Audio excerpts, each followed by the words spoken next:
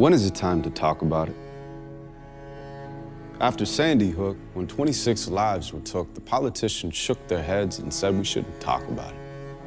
Our nation grieved, they gave their prayers and sent their tweets, but they didn't want to talk about it. We can't politicize this, they said.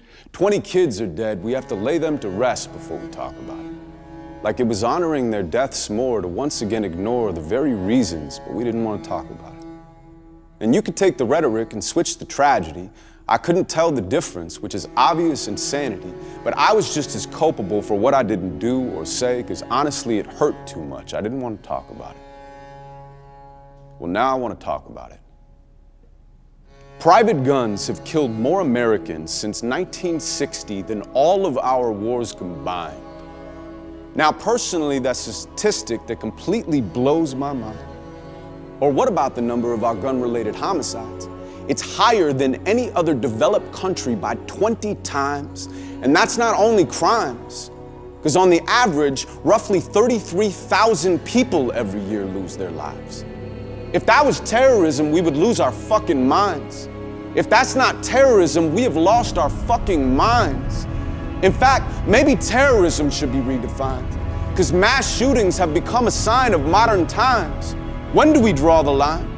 When do we grow a spine and stop using the Second Amendment to hide behind? You want to keep your guns, that's perfectly fine. I'm not arguing to take them away unless you're hunting lions. And yet the NRA accuses me of lying, like secretly I'm trying. That way they change the conversation from the people dying. It's really evil. I am tired of this misleading line they're feeding to the media. The talking points are really just excuses to be greedier, and Congress won't do their jobs because lobbyists have paid them off, so they ignore the problems that they're there to solve. Public service has a private interest when campaign contributions make them liable to the parties that contribute. It's a form of paying tribute, but the dollars make no sense. How can a background check be something that we're against? If the prevailing argument is it's about our mental health, then it's illogical to think that regulations wouldn't help. And while the left and right fight, both are dying in between. It's not the red, white, and blue. It's the red, white, and green.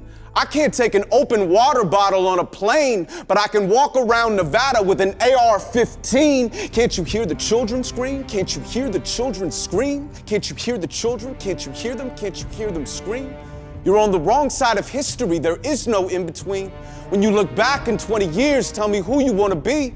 Can't you hear the children? Can't you hear them? Can't you hear them scream? It echoes through the halls of schools that were replaced by crime scenes. Can't you see the children? Can't you see them? Can't you see them bleed?